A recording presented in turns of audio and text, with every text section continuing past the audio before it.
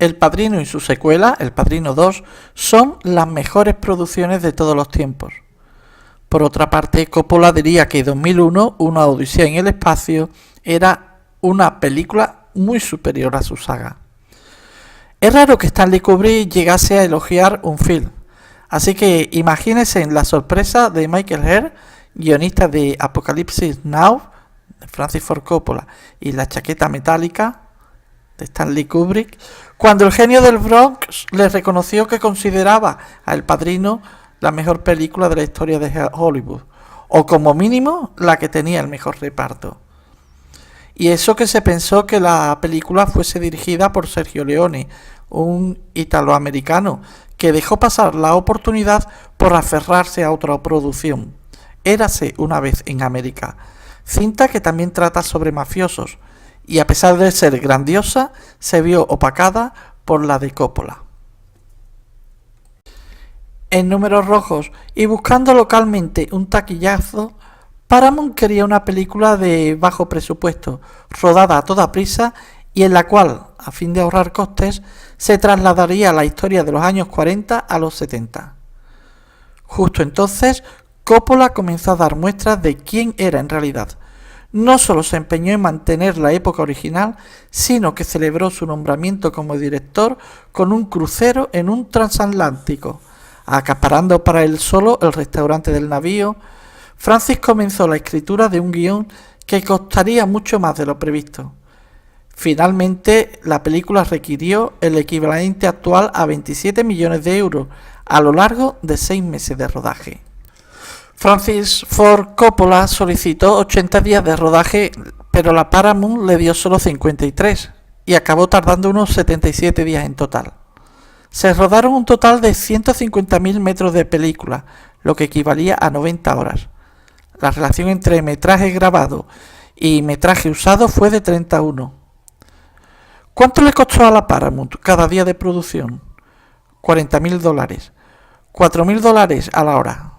La película partió con un presupuesto inicial de $1 millón, pero se fue incrementando hasta alcanzar los 6,2 millones. El guión original del Padrino tenía 160 páginas, 40 más de lo habitual en un guión cinematográfico. ¿Cuántas escenas había en el guión original del Padrino? 50 escenas, divididas en 5 partes. Algunas escenas no se llegaron a filmar o no se utilizaron en el montaje definitivo. Fue la friolera de 150.000 metros de rodaje, como dijimos, 90 horas de duración. El libro de Mario Puzo fue un éxito de ventas, llegando a vender 10 millones de copias. Desde la publicación del libro de Mario Puzo, los principales enemigos de El Padrino no fueron solo los ejecutivos de la Paramount, sino también los propios Goodfellas. El capo Joe Colombo, a través de su organización tapadera Liga Italoamericana, presionó públicamente para que la película no se rodase. Todos los implicados en la producción sufrieron amenazas telefónicas y se amenazó con boicotear el rodaje de forma persuasiva. La insistencia de Coppola en localizar los exteriores en Little Italy no puso las cosas más fáciles. Hasta que una reunión entre Al Rudy y el jefe arregló las cosas. El Padrino podría rodarse siempre que en sus diálogos no se mencionase la palabra que empieza con M. M de mafia. Se sabe que las palabras mafia y Cosa Nostra nunca se mencionan en la primera entrega de la saga, cosa que sí ocurre en la segunda, en la misma que se nombra la mano negra, la Black Hand, método de extorsión de la mafia de Nueva York a principios del siglo XX. Sin embargo, se ignoraba que fue Joseph Colombo Sr., un jefe de la mafia, quien pidió que no se incluyeran en el guión, a pesar de que esto no era el plan de Coppola. El propósito era limpiar la imagen del crimen organizado.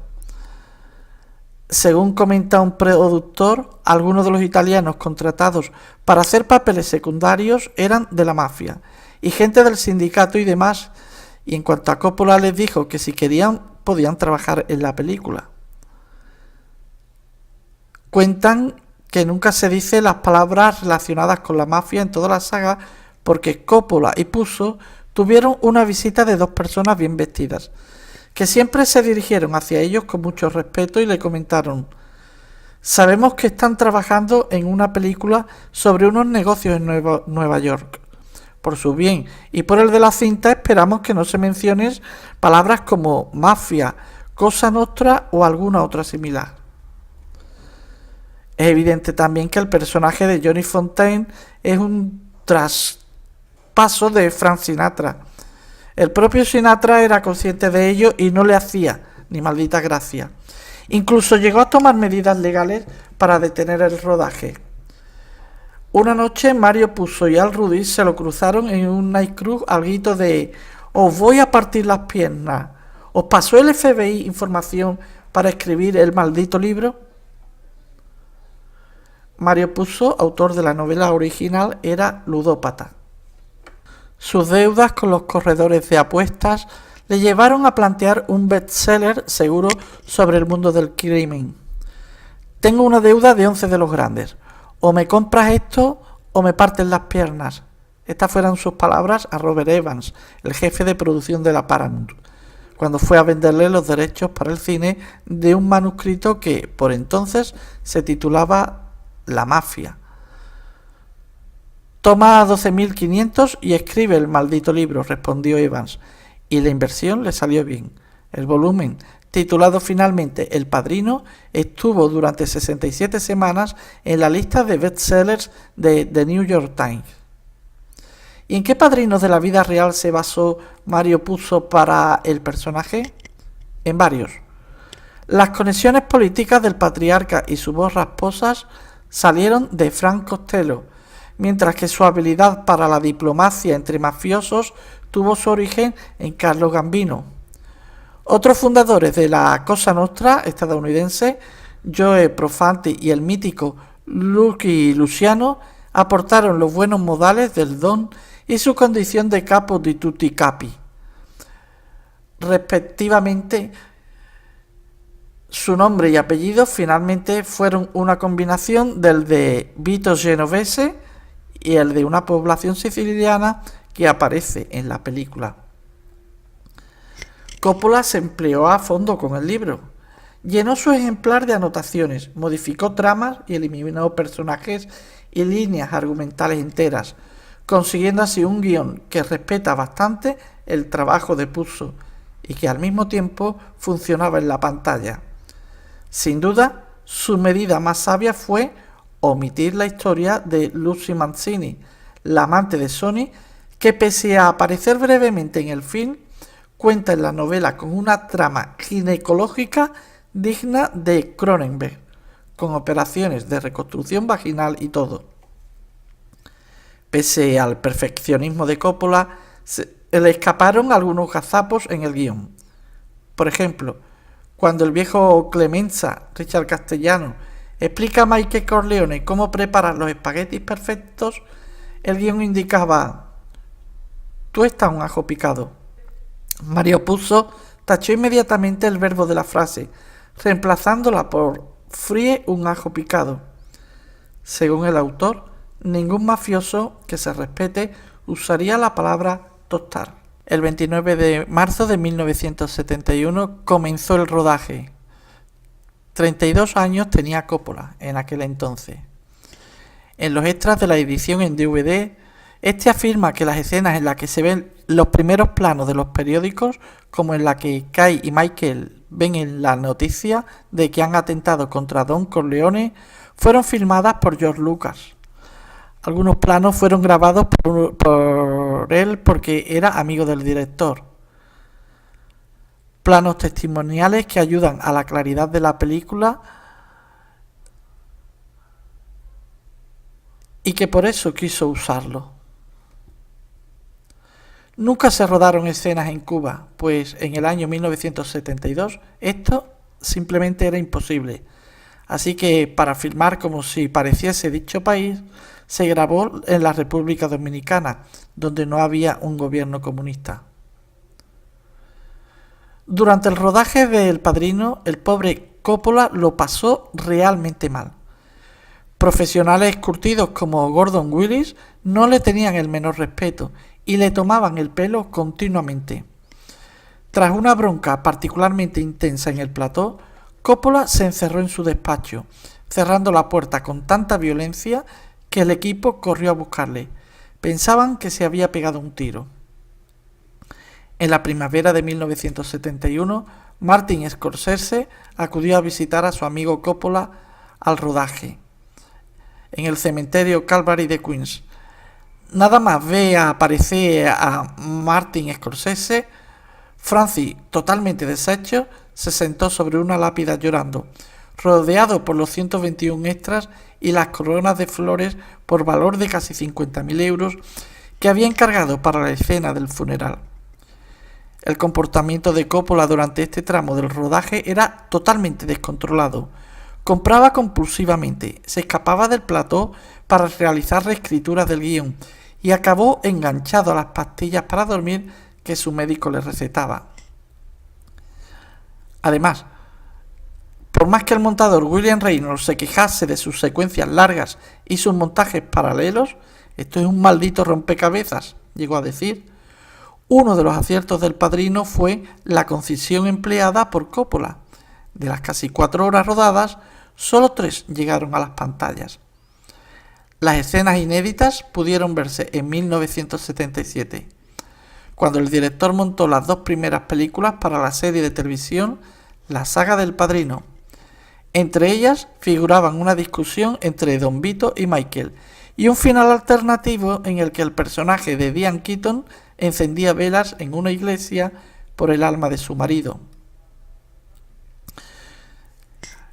Gordon Willis, director de fotografía que imprimió a El Padrino su tono tenebrista, era un maniático del control y poco afectuoso con el cineasta, a quien consideraba un advenedizo. Willis se desesperaba cada vez que uno de los actores se salía de su marca. Sus juegos de iluminación eran tan complejos que un paso en falso colocaba a los intérpretes en puntos oscuros, obligado a repetir la toma.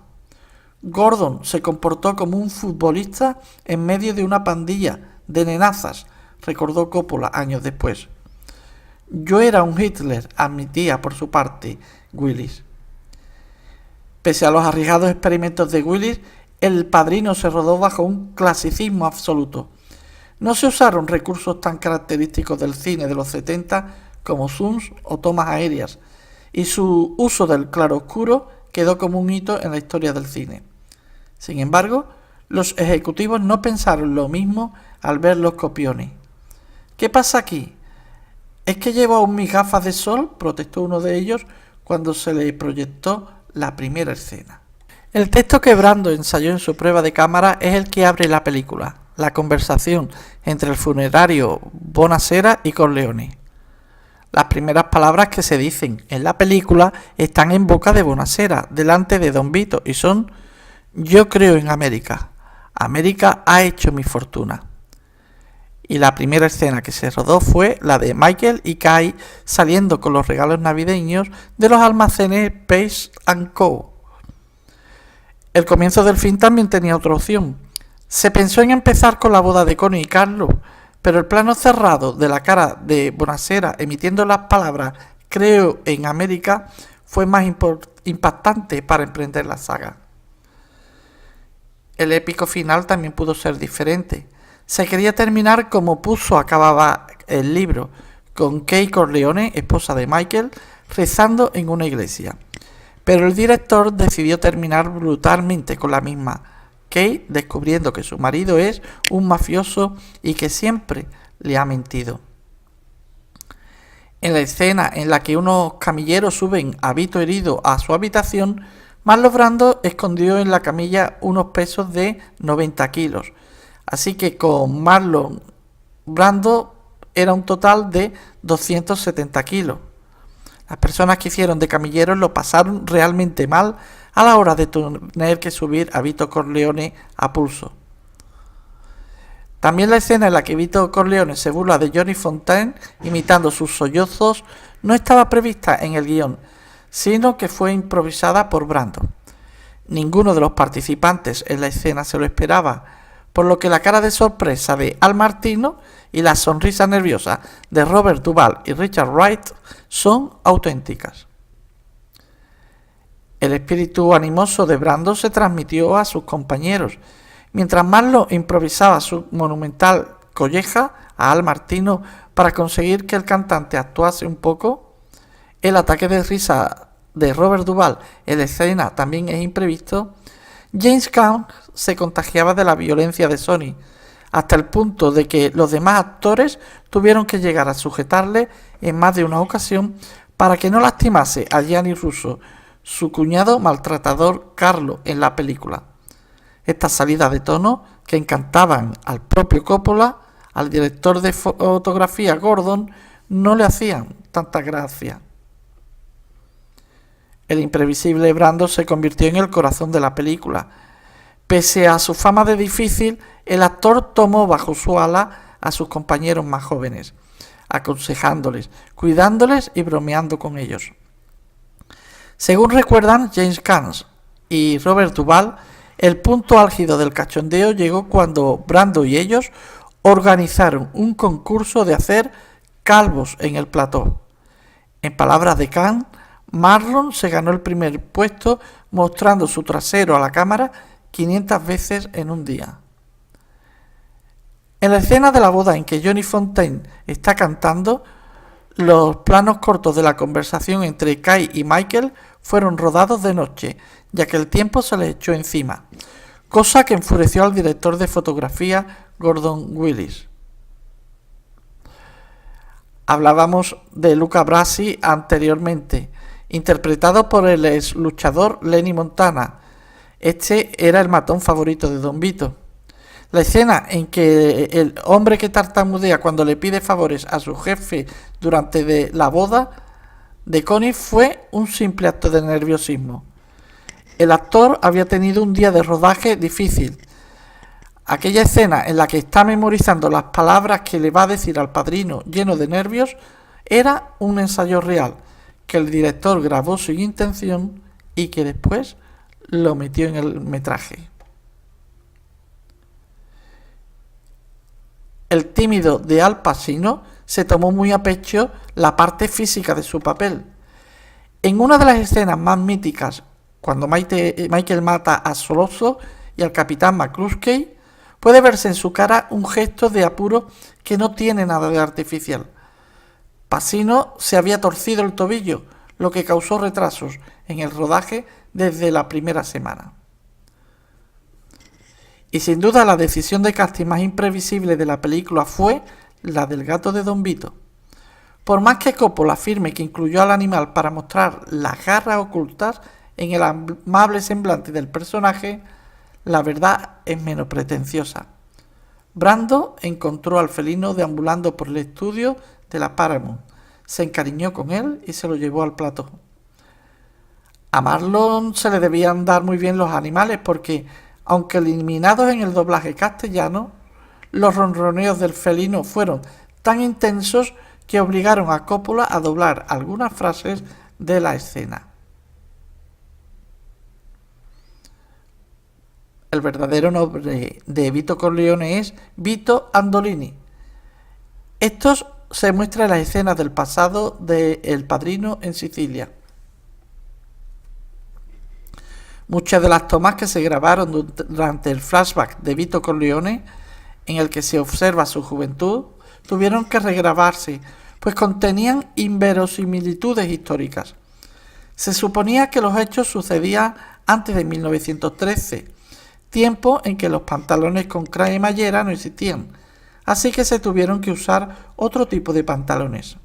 El escritor Mario Puzo se negaba a que Fredo Corleone muriera en la segunda película.